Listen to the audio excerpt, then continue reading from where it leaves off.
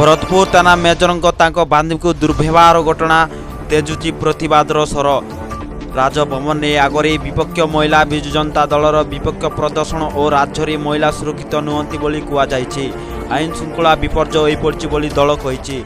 सूचना अनुसार गत शनिवार राति अधरे भुवनेश्वर भरतपुर थाना अंचल में केतक दुर्बृत्त आक्रमण रे शिकार होते सेना मेजर गुरुवंत सिंह तांको बांधवी।